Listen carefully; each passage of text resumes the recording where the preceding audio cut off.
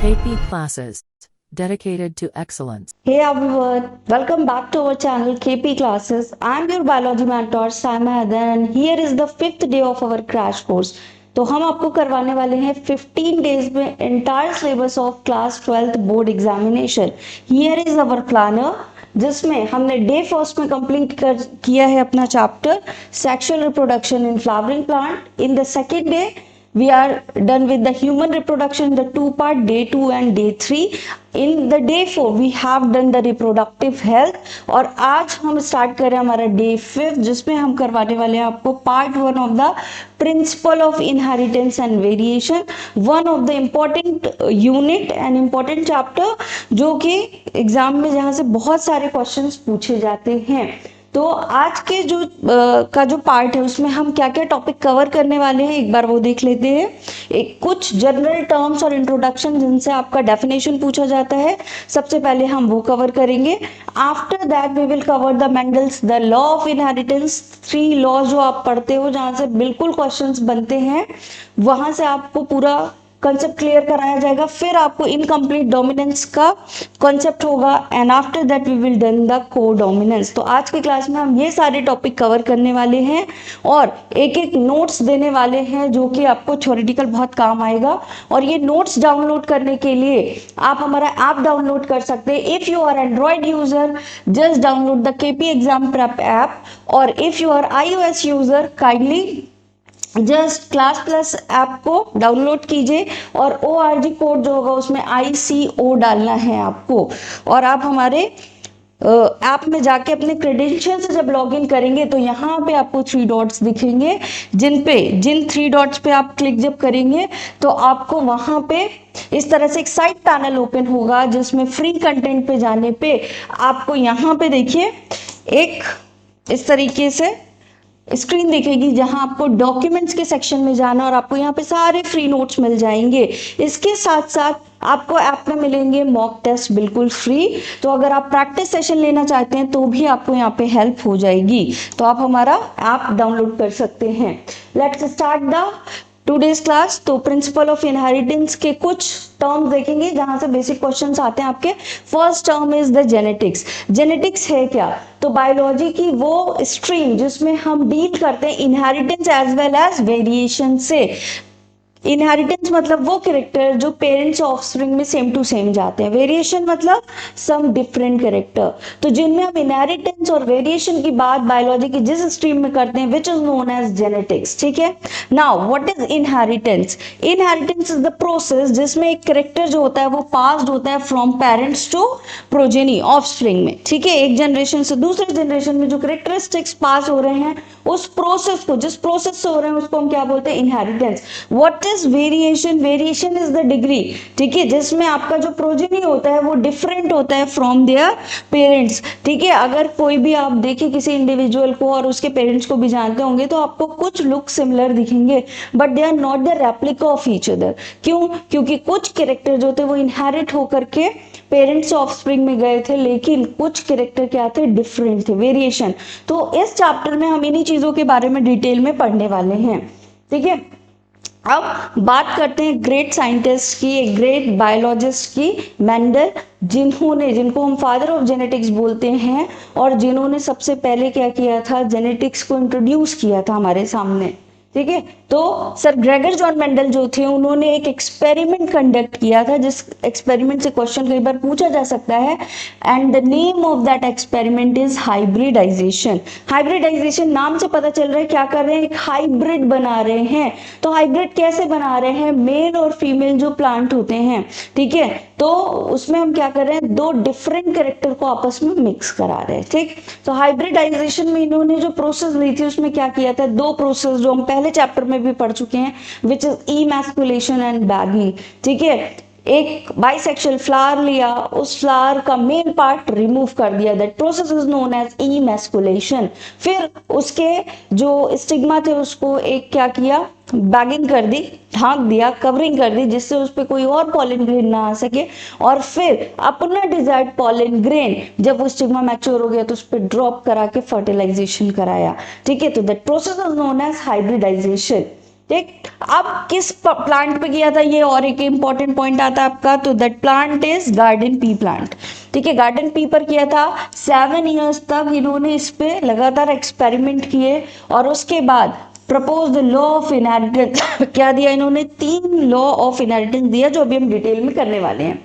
ठीक है, दूसरा अभी मैंने बताया हाइब्रिडाइजेशन क्या था, मेंडल ने इस सिग्मा पे अपना डिजायर्ड पॉलिन ग्रेन जो था वो ड्रॉप करवाया था विद द हेल्प ऑफ फोर्सिप, तो आर्टिफिशियल पॉलिनेशन था। ठीक है, दूसरा 2 डिफरेंट आपके मेल फीमेल अलग अलग फ्लावर के लेकर के या प्लांट के लेकर के कराए जा रहे हैं, तो it is the cross pollination. तो आर्टिफिशियल पॉलिनेशन था, क्रॉस पॉलिनेशन था। ठीक है, और ट्रू ब्रीडिंग पी लाइंस पे, मतलब ट्रू ब्रीडिंग का मतलब क्या है, जो आपके अगर हम जीनोटाइप की बात करें तो कैपिटल टी वाले कैपिटल डी प्लांट का स्मॉल टी वाले प्लांट से कराया था। ट्रू ड्रॉफ का ट्रू टॉल प्लांट से इन्होंने ब्रीडिंग करवाया था। ठीक है, अब यहाँ पे क्या करवाया आपका सेल्फ पॉलिनेशन। अब कैसे मिले इनको ट्रू ब्रीडिंग वाले प्लांट, तो सेल्फ पॉलिनेशन, बार बार अगर सेल्फ पॉलिनेशन कराया जाएगा तो जो कैरेक्टर्स होंगे वो सेम टू सेम उसी प्लांट के होंगे। तो पहले सेल्फ पॉलिनेशन वाले प्लांट तैयार कर लिए, फिर सेल्फ पॉलिनेशन वाले जो प्लांट्स थे, ठीक है, उनसे क्या किया, एक हाइब्रिड प्लांट तैयार कर लिया।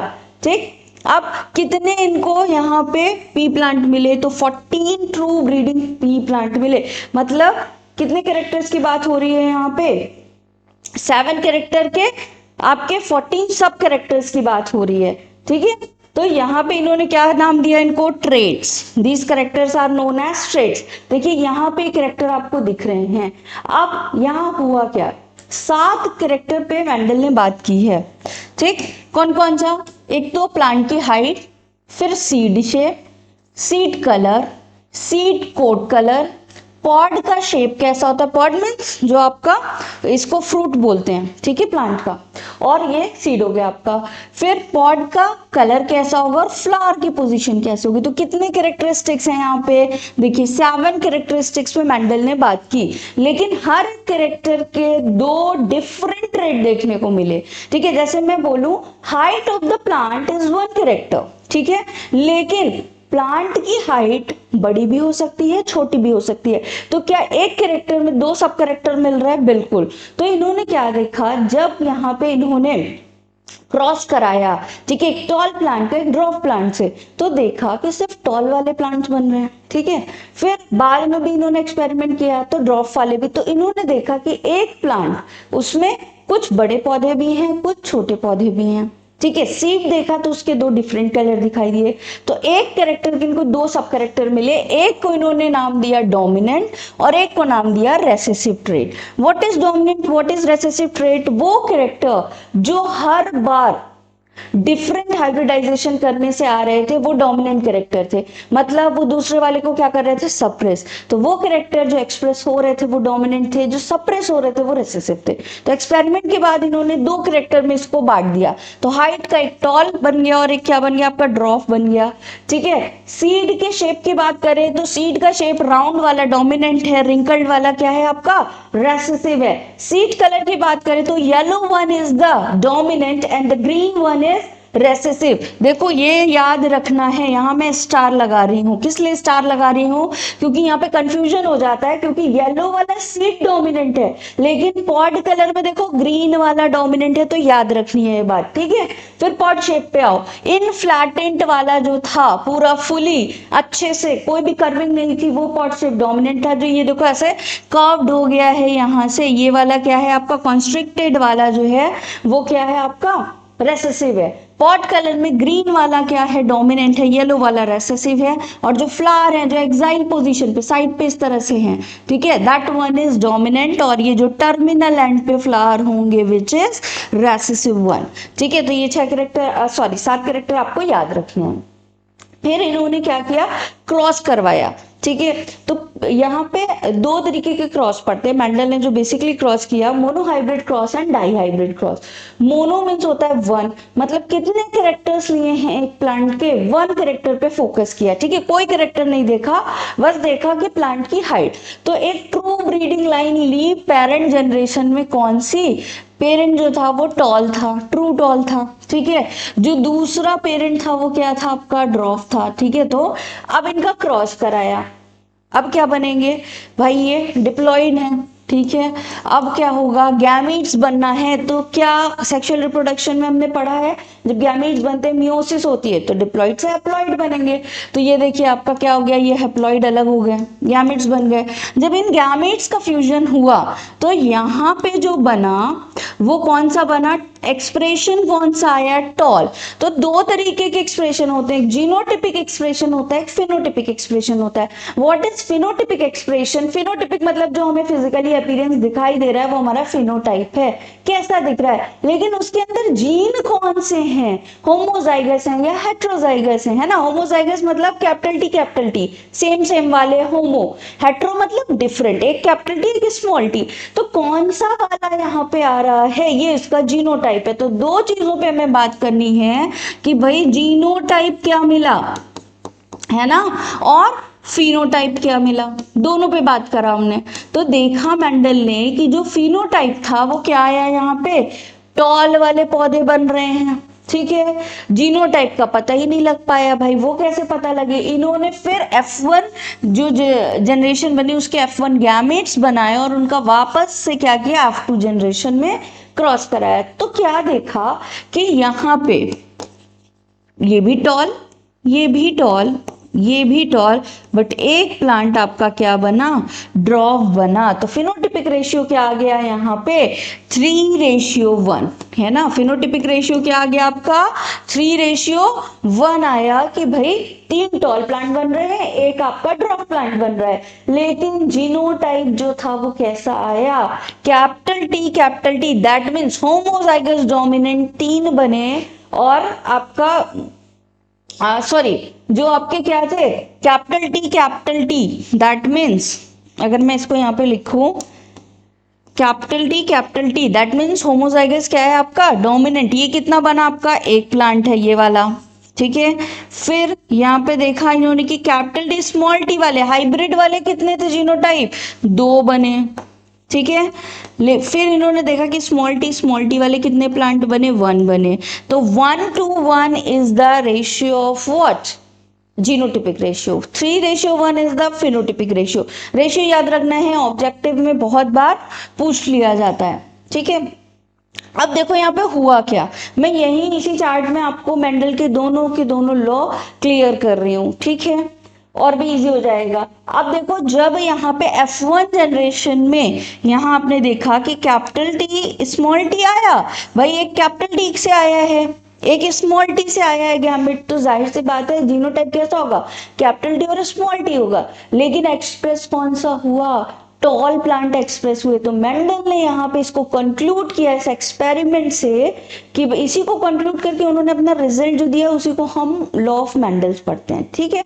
तो उन्होंने ये बात कंक्लूड कर दी यहाँ पे कि भाई ये जो है आपका, जब भी हम 2 प्लांट्स को, ठीक है, 2 डिफरेंट प्लांट्स को लेकर एक हाइब्रिडाइजेशन करते हैं, तो जो F1 जनरेशन में जो जीन एक्सप्रेस होते हैं दे आर डोमिनेंट 1, ठीक है। तो dominant will express in the F1 generation, this is called the law of dominance, first thing. दूसरी चीज, लॉ ऑफ सेग्रीगेशन के बारे में इन्होंने क्या बताया कि जब भी क्या होगा आपका, गैमीट्स फॉर्मेशन होगा तो 2 एलील गेट सेग्रीगेटेड, ठीक है। तो आपका क्या होगा, दोनों एलील अलग अलग हो जाते हैं, this is called the law of segregation. और लॉ ऑफ सेग्रीगेशन आपको यहाँ पे शायद दिखाई दे रहा हो कि लॉ ऑफ सेग्रीगेशन यहाँ हो रहा है, ठीक है। तो लॉ ऑफ सेग्रीगेशन और लॉ ऑफ डोमिनेंस दोनों यहाँ पे क्या किया, रिजल्ट में इन्होंने यहाँ पे बताया, ठीक है। तो इन्होंने क्या किया कि यहाँ पे कुछ प्रोपोजिशंस दिए कि Mendel propose that something was being stably pass down, कोई चीज, कुछ ऐसी चीजें जो बिना चेंज हुए जा रही हैं, ठीक है, अनचेंज है, from parents to offspring through the gametes, किसके थ्रू जा रही है, गैमेट्स के थ्रू जा रही है, ओवर सक्सेसिव जनरेशन, एक जनरेशन से नेक्स्ट जनरेशन, 6 साल तक आपका 7 ईयर्स तक एक्सपेरिमेंट हुए, तो हर जनरेशन में उन्होंने देखा कि ये कुछ चीजें चेंज ही नहीं हो रही। He call these things as factor, क्या नाम दे दिया इन्होंने इसको, फैक्टर। बाद में जॉनसन ने इसी को later it will be called as gene, जिसको आज हम क्या पढ़ रहे हैं, जीन पढ़ते हैं, ठीक है, जॉनसन ने ये टर्म दिया था, लेकिन मेंडल ने टर्म क्या दिया, यहां से भी एमसीक्यू बन सकता है, फैक्टर, ठीक है, देखो यहाँ पे लिखा भी हुआ है, क्या नाम दिया इसको, जीन नाम दे दिया। Gene is therefore are the units of inheritance, gene which codes of a pair of contrasting traits are known as allele. Allele का डेफिनेशन यहाँ पे क्या हो रहा है आपका, अगर पूछ लिया जाएगा, वैसे तो आया नहीं है अभी लेटेस्ट पेपर में कुछ भी, फिर भी तो एलील का डेफिनेशन भी आपका यहाँ पे क्लियर, ठीक है। So students you can join our CUT batch as well। हम CUT बैच हमारा लॉन्च कर रहे हैं, जिसमें हम आपको सारे ही सब्जेक्ट कवर कराते हैं, which is humanities, science, commerce, और इस बैच में स्पेसिफिक सब्जेक्ट के साथ साथ हम आपको जीटी एंड इंग्लिश भी कवर करा रहे हैं, ठीक है। तो दिस इज अवर उड़ान बैच, लेकिन वो स्टूडेंट्स जो केवल जीटी एंड इंग्लिश का ही स्पेसिफिक कोर्स लेना चाहते हैं, उनके लिए भी हमारे पास एक बैच है, which is our Sarathi batch. तो आप यहाँ पे कॉन्टेक्ट इन्फॉर्मेशन दिए, अगर आप हमारे साथ जुड़ना चाहते हैं तो आप कॉन्टेक्ट कर सकते हैं। And this is our achiever section, ये हमारा सीयूटी का रिजल्ट है, जिसमें जो भी टॉप कॉलेजेस हैं यहाँ दिल्ली के, वहाँ पे हमारे स्टूडेंट सेलेक्ट हुए हैं। तो अगर आप सीयूटी की तैयारी कर रहे हैं तो हमारे साथ जुड़ के आप भी अपना एक जो भी ड्रीम कॉलेज है वो अचीव कर सकते हैं। Now the next topic is test cross, ठीक है। F1 जनरेशन में जो आपका डोमिनेंस क्रिएट हुआ, ठीक, उसके बाद ये कैसे पता लगे कि भाई एक टॉल वाला पौधा था, एक शॉर्ट वाला पौधा था, तो अभी ऐसा क्या हुआ कि सिर्फ टॉल वाला आ रहा है, तो ड्रॉप वाला कहाँ गया, तो उसके जीनोटाइप का पता लगाने के लिए मेंडल ने क्या किया, टेस्ट क्रॉस किया, ठीक है। Test cross is a type of back cross. Easy way में समझो, बैक का मतलब क्या होता है, पीछे जाना, ठीक।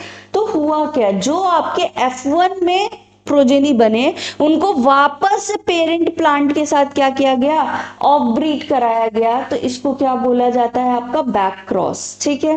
अब यहाँ पे तुम्हें पता है कि 2 तरीके के वो होते हैं, ठीक है, एक आपका होमोजाइगस डोमिनेंट, एक होमोजाइगस रेसेसिव पेरेंट्स होता है, ठीक है। अब बना क्या हमारा यहाँ पे, मान लो F1 जनरेशन क्या बनी थी, ये बनी थी, ठीक। तो इसको वापस से क्रॉस करवाना पेरेंट के साथ is called the back cross, ठीक। लेकिन अगर स्पेसिफिकली हम, ध्यान से सुनना, अगर हम अपनी F1 जनरेशन का क्रॉस स्पेसिफिकली करवा रहे हैं किसके साथ, हमारे जो रेसेसिव पेरेंट है उसके साथ, तो this is called our test cross, इसको आउट क्रॉस बोलते हैं, ठीक है। तो these both are back cross का टाइप है दोनों, ठीक है। Hope so it will be clear to you. Okay, अब आते हैं लॉ ऑफ डोमिनेंस। बता दिया मैंने क्या हो रहा था, जो कैरेक्टर्स हैं वो कैसे हो रहे हैं, आपके फैक्टर्स के थ्रू हो रहे हैं, और यहाँ क्या हो रहा है आपका, जो एक्सप्रेशंस आ रहे हैं, ठीक है, when the two heterozygous come together, ठीक है, तो the dominant allele will be express, this is called the law of dominance. Okay, now law of segregation बता दिया कि ड्यूरिंग द गैमीट फॉर्मेशन, ठीक है, ये क्या हो रहा है आपका, जब भी आपके जो two allele get segregated which each other during the gamete formation, और कौन सी प्रोसेस से हो रहा है, वाया मियोसिस, ठीक है। ये मेंडल ने नहीं बताया थी, इन्होंने बस एक बात बताई, और ये 100% यूनिवर्सल है, क्योंकि इसका कोई एक्सेप्शन नहीं मिला। आप कोई सा भी रिप्रोडक्शन पढ़ लो, जब आप देखोगे, चाहे वो प्लांट में पढ़ो, चाहे वो ह्यूमन में पढ़ो, चाहे वो कहीं भी देखोगे, तो law of segregation is the valid one, क्योंकि हैप्लॉइड गैमेट्स बनते ही बनते हैं, ठीक है। फिर इन्होंने अगला एक्सपेरिमेंट जो डन किया वो क्या था, डाई हाइब्रिड क्रॉस। तो मोनो हाइब्रिड क्रॉस से 2 रिजल्ट मिले, फिर dihybrid cross, di means 2, तो मतलब कितने करेक्टर के बीच क्रॉस करवाया जा रहा है। Now they took the 2 character of 1 plant, ठीक है। तो दो कौन कौन से कैरेक्टर लिए इन्होंने, सीड लिया, उसका राउंड शेप और येलो कलर, ठीक है, राउंड शेप लिया और क्या लिया वहां पे, येलो कलर, ठीक। तो दोनों डोमिनेंट कैरेक्टर एक साथ एक प्लांट में लिए, दोनों रेसेसिव वाले एक साथ लिए। तो रेसेसिव वाले रिंकल्ड सीड थी और कैसी थी आपकी, ग्रीन सीड थी। अब सबसे पहले गैमेट्स बने होंगे, तो जो गैमेट्स बने वो कैसे बनेंगे, लॉ ऑफ डोमिनेंस फॉलो होगा। पहले ही बता चुके हैं मेंडल ने कि भाई लॉ ऑफ डोमिनेंस फॉलो होता है F1 जनरेशन में। तो कैसे बने, येलो सीड्स बने एंड राउंड बने। लेकिन जीनोटाइप कैसा होगा इसका, जीनोटाइप तो इसका कैसा होगा, हेट्रोजाइगस कंडीशन में होगा। तो वापस से जब F2 की सेल्फिंग कराई गई तो यहाँ पे ये जो दिख रहे हैं आपको, ये दिख रहे हैं, ये सारे क्या हैं, गैमीट्स बन गए F2 जनरेशन के और इनको क्रॉस करवाया गया, ठीक है। अब जब ये मेल गैमेट है आपका, ये फीमेल गैमेट है, जब क्रॉस कराया तो कुछ इस तरीके का रिजल्ट यहाँ पे इनको मिला, ठीक। शुरुआत कहाँ से की थी इन्होंने, अगर हम देखें तो कैपिटल आर के साथ कैपिटल वाई, मतलब राउंड के साथ येलो सीड था। लेकिन जब रिजल्ट देखे गए तो कुछ रिजल्ट इनको क्या मिले कि राउंड के साथ ग्रीन सीड भी मिल रहा है। लाइक यहाँ पे देखिए आप, राउंड के साथ कैसा सीड मिल गया, ग्रीन सीड मिल गया। रिंकल्ड के साथ जो पेरेंट था वो ग्रीन था, लेकिन इन्होंने देखा कि रिंकल्ड के साथ यहाँ पे येलो भी मिल गया, ठीक है। तो इन्होंने एक चीज देखी कि दो character, the 2 different characters are not, मतलब ये नहीं हुआ कि भाई राउंड वाला येलो के साथ ही हमेशा रहेगा, रिंकल्ड वाला ग्रीन के ही साथ रहेगा। They are independently move from one generation to another generation. ऐसे ही कुछ हो रहा है ना, रिजल्ट आपके सामने है, ठीक। कुछ नया नहीं है, बस इतना ही समझना है कि दो कैरेक्टर का जो मूवमेंट हो रहा है वो कैसा हो रहा है, इंडिपेंडेंटली मूव कर रहे हैं। तो इसी का नाम यहीं से, अब इसका रिजल्ट जो बना वही क्या था हमारा, लॉ ऑफ इंडिपेंडेंट असॉर्टमेंट, ठीक है। बहुत शॉर्ट में आई थिंक क्लियर हो गया होगा। फिर जब इन्होंने इस चार्ट का एनालिसिस, जो रिजल्ट्स बने उनका एनालिसिस किया, तो यहाँ पे भी दो चीजें बनेंगी, एक जीनोटिपिक रेशियो बनेगा, एक फिनोटिपिक। तो कुछ देखने में कौन कौन से फिनोटिपिक रेशियो क्या बना, यहाँ पे राउंड एंड येलो वाले 9 प्लांट्स मिले, राउंड ग्रीन वाले 3 मिले, रिंकल्ड येलो वाले 3 प्लांट्स मिले और रिंकल्ड ग्रीन वाले कितने मिल गए, 1 प्लांट मिला। तो दिस इज द 9:3:3:1, ठीक है। तो ये क्या था, ओवरऑल इनका रिजल्ट आया। और इसके जीनोटिपिक रेशियो की बात करें, मैं जीनोटिपिक रेशियो निकालना भी बता दूंगी कि कैसे निकलता है। वो क्या है आपका 1 to 1 2 4 2 1 2 1, ठीक है। This is the genotypic ratio आपका, जो कि क्या है यहाँ पे इनको मिला। तो यहाँ पे इस रिजल्ट के कंक्लूजन से इनको क्या मिला, एक और लॉ मिल गया, ठीक है। साथ ही में एक छोटी सी और इंफॉर्मेशन कि हमने हमारी बुक्स भी लॉन्च की हुई है, जो अब आप हमारे साथ जुड़ेंगे तो आपको ये भी मिल सकती है, ठीक है। बुक्स जो है हमारी बोर्ड्स S+S CUT दोनों का सिलेबस कवर कर रहा है। तो अगर कोई भी थ्योरी पार्ट कवर करना चाहता है बहुत अच्छे से, तो वो हमारे बुक को भी एक्सेस कर सकता है। ऑनलाइन ऑफलाइन आपको दोनों में ही अवेलेबल हो जाएंगी। और इसी के साथ एक बात और बेटा, कि अगर आप इसी तरीके की और अपडेट्स चाहते हो, चाहे वो CUT हो, चाहे वो बोर्ड से रिलेटेड हो, कुछ एसेंशियल वीडियोस या फिर आप क्विज वगैरह, तो वो भी आपको हमारे व्हाट्सएप एंड इंस्टाग्राम पे मिल रहा है और टेलीग्राम चैनल पे। तो लिंक जो है वो आपको डिस्क्रिप्शन में मिल जाएगी, आप वहां से चेक कर सकते हो। नाउ नेक्स्ट है आपका क्या, इनकम्प्लीट डोमिनेंस। नाम से ही क्या पता चल रहा है, इनकम्प्लीट मतलब आधा, डोमिनेंस मतलब उसके करेक्टर को ओवरलैप करना।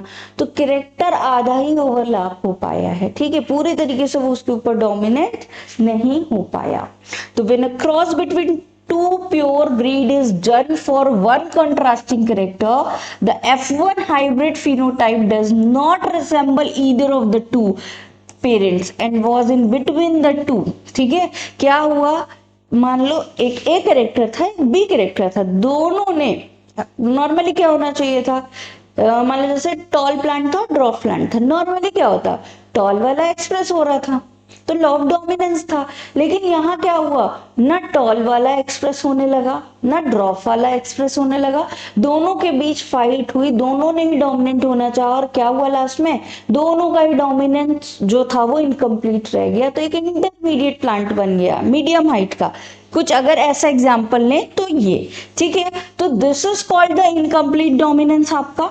ठीक, अब यहाँ पे कहाँ कहाँ देखा गया, ये एग्जाम्पल से क्वेश्चन आते हैं, तो यहाँ पे क्या पता होना चाहिए आपको, एग्जाम्पल पता होना चाहिए। कभी कभी सिर्फ क्या होता है, पूरी कहानी वो पेपर में लिख देते हैं कि ये फ्लावर था, इसने इसके साथ क्रॉस किया, ये हुआ, ये रिजल्ट आया। नाउ कौन सा वाला ऑप्शन सही होगा, ठीक है, तो आपको पूरे केस पता होने चाहिए। किस केस में है यहाँ पे, इन द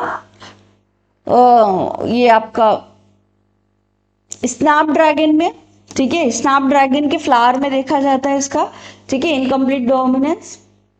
ठीक, रेशियो क्या मिलता है आपका 1:1, यहाँ पे देख लेते हैं, ये देखो बना है, यहीं पे समझाती हूँ मैं। रेड फ्लावर लिया गया और व्हाइट फ्लावर के साथ क्रॉस कराया गया, ट्रू ब्रीडिंग ली गई, गैमेट्स बने, तो कौन सा आपका लॉ लग गया, लॉ ऑफ सेग्रीगेशन अप्लाई हुआ।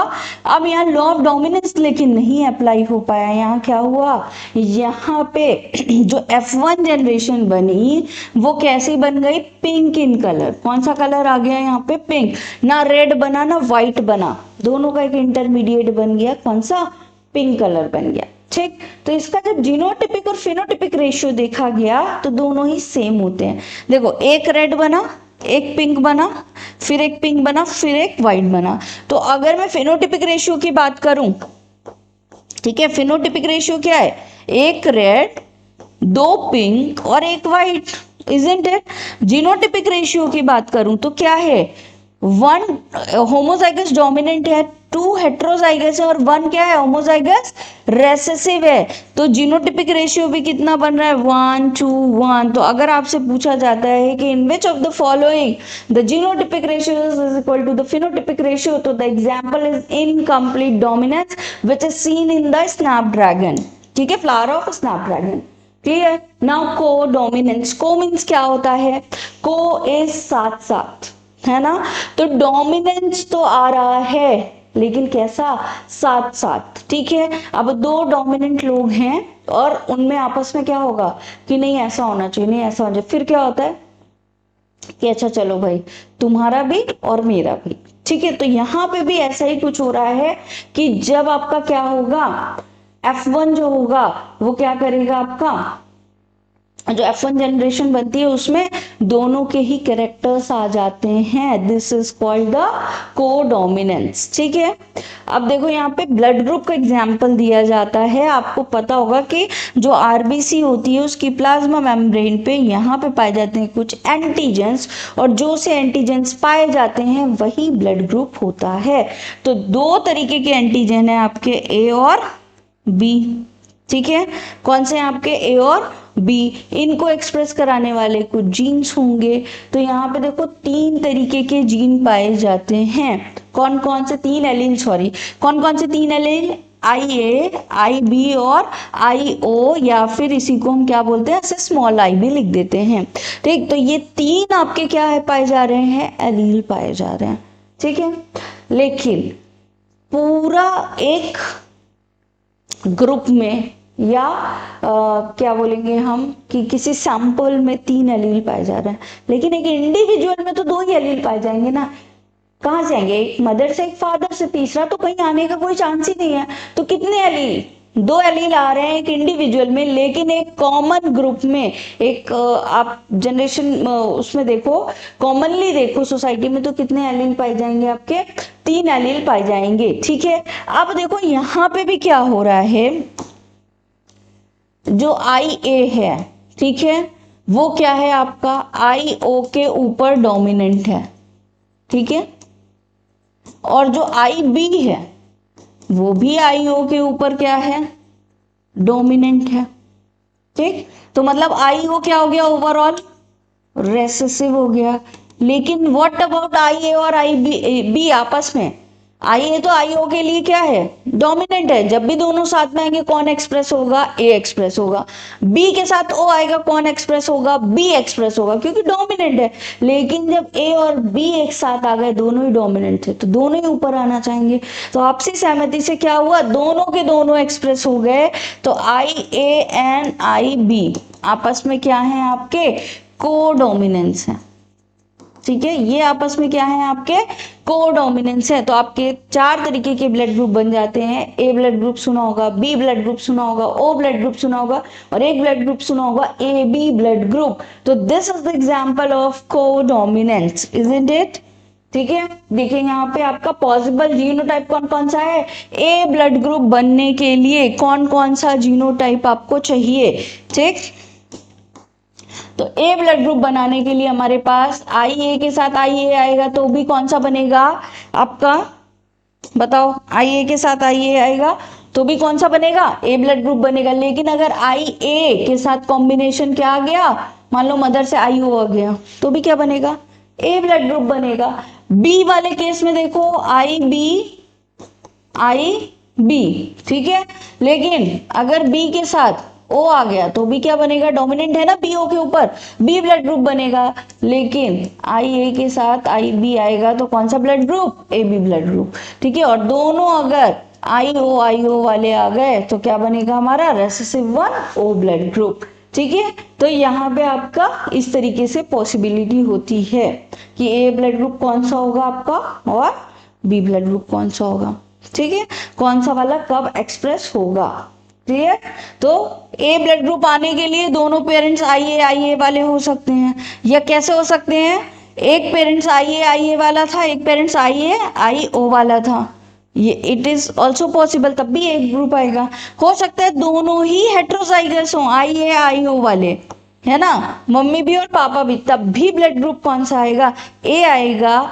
और जब अगर मैं इसको क्रॉस करवाऊं कि मदर क्या थी, IO थी, फादर क्या था, IO था, तो जब क्रॉस होगा तो एक तो कौन सा आएगा आपका, IA वाला आएगा। ठीक है, दूसरा कौन सा आएगा, IO वाला आएगा।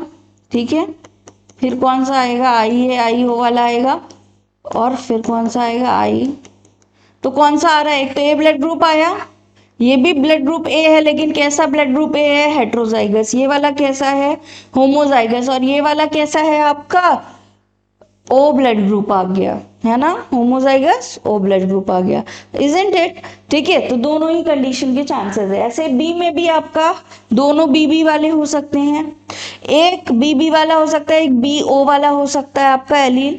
दूसरा एक BO वाला मदर भी हो सकता है और BO वाला फादर भी हो सकता है। In that condition B blood group भी बनेगा और O ब्लड ग्रुप भी बनेगा। ठीक है, और AB की कंडीशन क्या होती है, मोस्टली आपका AB और AB साथ में आना चाहिए आपका एलील। ठीक है, और O वाला भी तब बनेगा जब O और O साथ में आएंगे। क्लियर है। फिर मल्टीपल एलील का ये एग्जाम्पल है आपका, इसी को मल्टीपल एलील भी बोलते हैं। कोडोमिनेंस के ही अंदर ये मल्टीपल एलील आता है कि मतलब कितने एलील हैं। अभी तक मेंडल ने कितने बताए थे, 2, लेकिन यहाँ कितने एलील मिल गए जब आगे रिसर्च की गई ब्लड ग्रुप में, तो 3 एलील हैं। तो क्या मल्टीपल एलील है, बिल्कुल है। ठीक है, तो ब्लड ग्रुप जो ABO ब्लड ग्रुप सिस्टम है, it is the example of multiple alleles. ठीक है, 3 एलील एक साथ यहाँ पे क्या कर रहे हैं, प्रोसेस को कंट्रोल कर रहे हैं। ऐसे ही स्टार सिंथेसिस में आपने देखा होगा कि स्टार सिंथेसिस जो होती है वो भी एक जीन के थ्रू कंट्रोल होती है, जिसका नाम है कैपिटल B यानी स्मॉल b। ठीक है, 2 एलील पाए जाते हैं जो स्टार सिंथेसिस कर रहे हैं। तो स्टार जो बन रहा है वो आपका BB होमोजाइगोट, और क्या होगा आपका, जब होमोजाइगस कंडीशन में आएगा तो ज्यादा अमाउंट, मतलब ये वाला डोमिनेंटली क्या बनवा रहा है, ज्यादा स्टार्च बनेगा। तो क्या होगा आपका, टर्जिडिटी बढ़ जाएगी। टर्जिडिटी बढ़ेगी तो सीड कैसा हो जाएगा, स्वेलन, आपका राउंड शेप का सीड बन जाएगा। ठीक है, जो स्मॉल b वाला आ रहा है वो थोड़ा सा कम स्टार्च का सिंथेसिस करता है, तो ग्रेन कैसा बनेगा, थोड़ा छोटा बनेगा। ठीक है, सीड कैसा बनेगा आपका, छोटा। तो मैचुरेशन के बाद अगर देखा जा रहा है तो जो कैपिटल बी वाले सीड्स से वो राउंड बन रहे हैं, और स्मॉल बी वाले कैसे बन रहे हैं, आपके रिंकल सीड्स बन रहे हैं। ठीक है, तो ये क्या हो सकता है आपका, यहाँ पे डोमिनेंट और रेसेसिव वाला करेक्टर देखा जा रहा है। लेकिन जो हेट्रोजाइगस बने वहां पे ये भी देखा गया कि कुछ इंटरमीडिएट सीड बन रहे हैं। ठीक है, बीच के सीड बन रहे हैं, ना बहुत स्वेलन अप है ना बहुत रिंकल्ड है, बीच के हैं। ठीक है, तो इंटरमीडिएट वाले भी बन रहे हैं। तो यहाँ इनकम्प्लीट डोमिनेंस क्या इसको बोला जा सकता है, बताओ? बिल्कुल बोला जा सकता है ना, क्योंकि इंटरमीडिएट वाले सीड्स बन रहे हैं। ऐसा नहीं हुआ कि सीधे रिंकल्ड बन गए या सीधे क्या बन गए, आपके राउंड सीड बन गए, कुछ इंटरमीडिएट बने। तो ये इनकम्प्लीट डोमिनेंस का भी एग्जाम्पल आपका हो सकता है। तो आज के लेक्चर में हमने काफी सारे पॉइंट्स क्लियर किए हैं। हम नेक्स्ट पार्ट में डे 6 में इसका अगला नेक्स्ट पार्ट लेकर आएंगे। तब तक के लिए बढ़िया से तैयारी कीजिए और हमारे ऐप से भी जुड़िए, ताकि आपको फ्री नोट्स और काफ़ी सारी चीज़ें जो स्टडी मटेरियल आपको चाहिए वो मिल जाए। Thank you so much. KP classes dedicated to excellence.